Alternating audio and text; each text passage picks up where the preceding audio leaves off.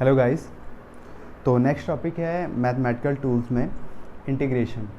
ठीक है, तो डिफरेंशिएशन में हम क्या करते हैं कि किसी फंक्शन को किसी फंक्शन के रेट ऑफ चेंज को देखते हैं किसी पर्टिकुलर क्वांटिटी के रिस्पेक्ट में। तो इंटीग्रेशन डिफरेंशिएशन का ठीक अपोजिट प्रोसेस है। ठीक है, जैसे हम डिफरेंशिएशन में क्या करते थे कि किसी फंक्शन को डिफरेंशिएट करते थे। मान लो कि हमने f(x) हमको y=f(x) कोई फंक्शन गिवन है। ठीक है, और हम इसको क्या करते थे, डिफरेंशिएट करते थे, ऐसे लिखते थे dy/dx dd(x) ऑफ f(x). तो इसको डिफरेंशिएट करने पे मान लो हमारे पास क्या आता है, कोई फंक्शन इस तरीके से आता है जिसको हम लिखते हैं f'(x). ठीक है, अब इंटीग्रेशन में क्या होगा, हमारे पास ये वाला फंक्शन गिवन होगा। ठीक है, हमारे पास क्या गिवन होगा, f'(x) गिवन होगा, और हमें फाइंड आउट करना है कि वो फंक्शन कौन सा है जिसका डेरिवेटिव ये है, f'(x) है। ठीक है, जिसको डिफरेंशिएट करने पे हमको f'(x) मिला है। ठीक है, तो यहाँ पे हम लिख सकते हैं integration is the process of finding a function of x, a function f(x) of x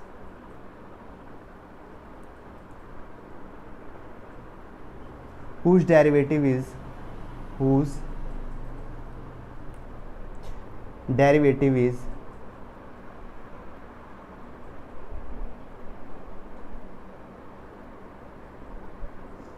f'(x). तो हम ये देखना चाहेंगे कि f'(x) किसका क्या है, डेरिवेटिव है। उस फंक्शन को फाइंड आउट करने की कोशिश करेंगे। तो इस प्रोसेस को क्या बोला जाता है, इंटीग्रेशन। तो बेसिकली ये वाली जो प्रोसेस होती है वो क्या होती है, ठीक रिवर्स होती है डिफरेंशिएशन के। ठीक है, तो कैसे हम इसको यूज करते हैं, देखिए अगर हमारे पास ऐसा गिवन हो ddx of f(x) is equal to f'(x), ये हमारे पास डिफरेंशियल फॉर्म है। ठीक है, तो जब हम इंटीग्रेशन करते हैं तो इंटीग्रेशन में इस तरीके से लिखा जाता है, इंटीग्रेशन, ये इंटीग्रेशन का साइन है, integration f'(x) dx is equal to f(x). अगर ये वाली जो प्रोसेस है वो डिफरेंशिएशन है तो इसके करस्पॉन्डिंग जो इंटीग्रेशन की प्रोसेस है उसको इस तरीके से रिप्रेजेंट किया जाता है। ठीक है, तो ये तो डिफरेंशिएशन हो गया और ये क्या हो गया, आपका इंटीग्रेशन हो गया। अब यहाँ पे कुछ फॉर्मूले हैं जिनका यूज़ किया जाता है इंटीग्रेशन में। पहला है इंटीग्रेशन ऑफ x⁻n, ये सबसे बेसिक फार्मूला है। ठीक है, इंटीग्रेशन ऑफ x⁻n dx। तो इसका जो वैल्यू आता है वो आता है x⁻n+1 ओवर n+1। ठीक है, इसका मतलब समझिए, इसका मतलब ये है, प्लस यहाँ से हम कांस्टेंट होगा c। इसका मतलब क्या है कि जब मैं इसको डिफरेंशिएट करूँगा, इस फिजिकल क्वांटिटी को डिफरेंशिएट करूँगा, तो मुझे जो वैल्यू मिलेगी वो क्या होगी, x⁻n होगी। इसको करके देख लेते हैं एक बार। हमको क्या करना है, इस वाले क्वांटिटी को डिफरेंशिएट करना है। तो ddx of x⁻n over n+1 plus c। तो इसको क्या लिखा जा सकता है, इसको लिखा जा सकता है ddx of x⁻n over n+1 plus ddx of c। Here c is the constant, c क्या है, कांस्टेंट है। तो इसको लिखा जाएगा, यहाँ देखिए इस वाले टर्म में n+1 क्या है, कांस्टेंट है, तो ये डायरेक्टली बाहर आ जाएगा 1 over n+1 multiplied by ddx of x⁻n plus. अब ये क्या है, डिफरेंशिएशन ऑफ कांस्टेंट है। तो मैंने आपको बोला था जब भी हम किसी कांस्टेंट क्वांटिटी को डिफरेंशिएट करते हैं तो उसका आंसर कितना आता है, 0 आता है, यानी कि dc ओवर dx क्या हो जाएगा, 0 हो जाएगा। तो इसको लिखने की ज़रूरत नहीं है यहाँ पे। Now 1 over n+1। अब जब मैं इस क्वांटिटी को डिफरेंशिएट करूँगा, यानी कि x⁻n को डिफरेंशिएट करूँगा, तो ये हमारे पास फार्मूला था n इंटू x⁻n-1। ठीक है, तो ये कितना हो जाएगा यहाँ पे,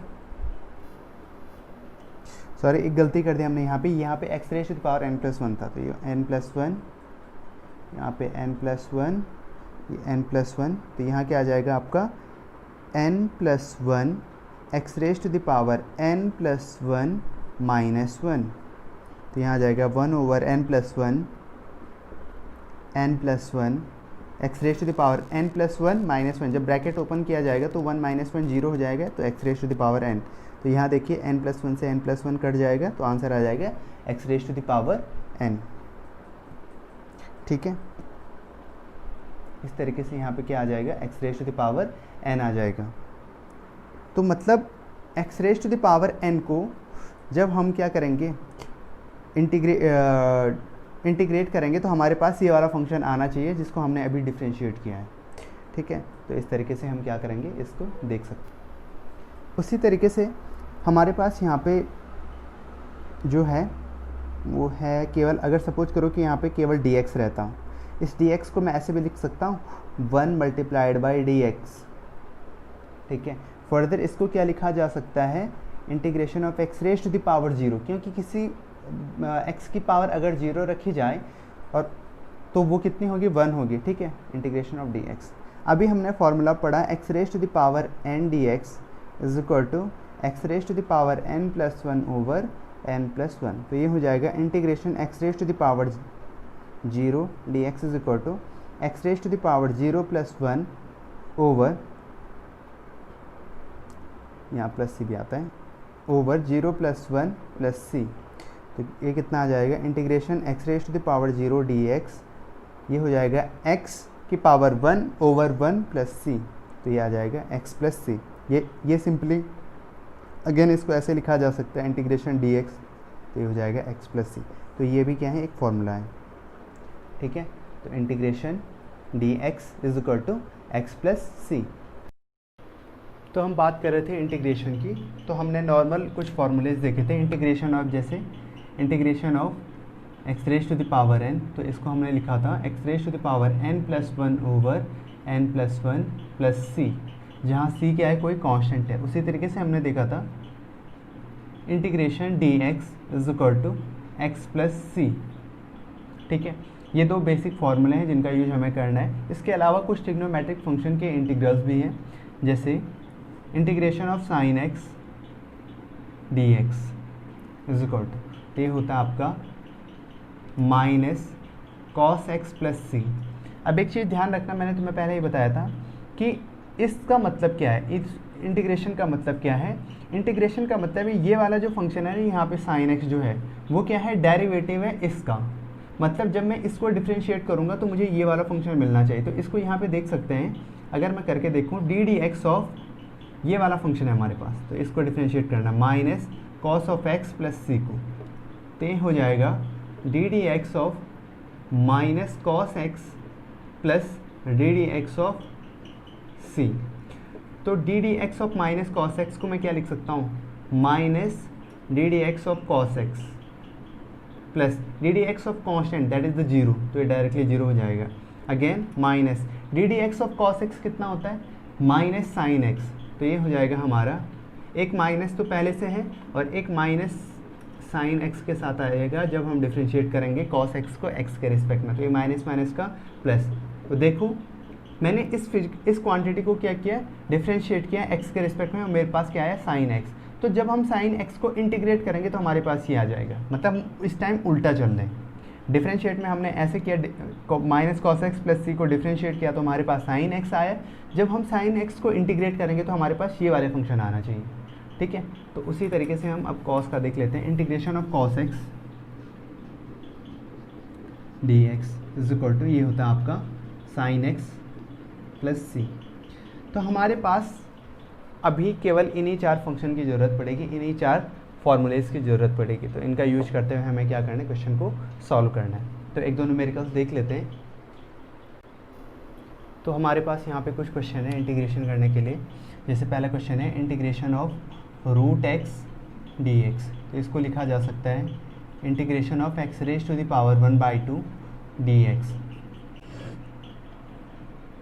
तो हमने फॉर्मूला पढ़ा था integration of x raise to the power n dx is equal to x raise to the power n+1 over whole divided by n+1।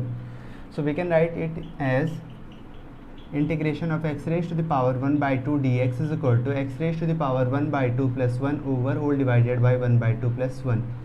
So it will become x raised to the power 3/2 over 3/2, ये ऊपर आ जाएगा तो ये हो जाएगा 2/3 x raise to the power 3/2 plus c. इसमें एक differential जो कोफिशिएंट आता है, सॉरी इंटीग्रेशनल कांस्टेंट आता है इसमें सी, ठीक है। तो ये आंसर आ जाएगा हमारा 2/3 x raise to the power 3/2 plus c, ठीक है। यहाँ पर भी हम डायरेक्टली कांस्टेंट को लिख सकते हैं, ये हो जाएगा प्लस सी। नेक्स्ट क्वेश्चन है हमारा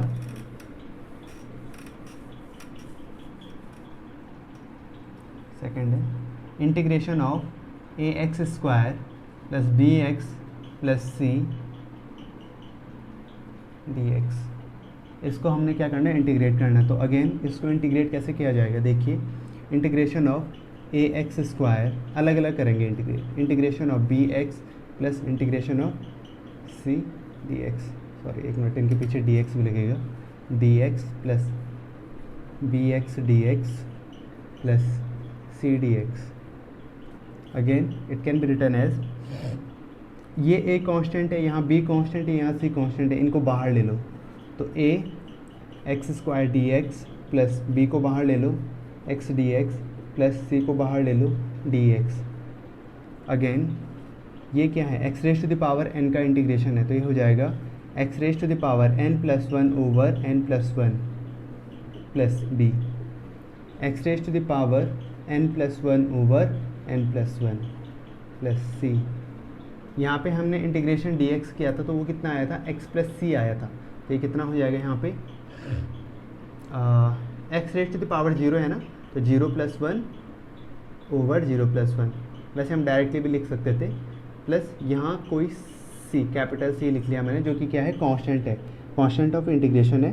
तो हो जाएगा a x raise to the power 2 plus 1 over 2 plus 1, that is the a x cube over 3 plus ये हो जाएगा b x square by 2 plus हो जाएगा आपका सी एक्स प्लस ये कोई कांस्टेंट है, कैपिटल सी क्या है, कांस्टेंट है, इंटीग्रेशनल कांस्टेंट, ये हमारा क्या हो जाएगा, इंटीग्रेशन हो जाएगा।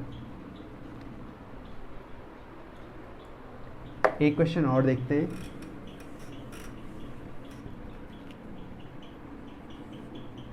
That is the integration of T square plus 1 D T.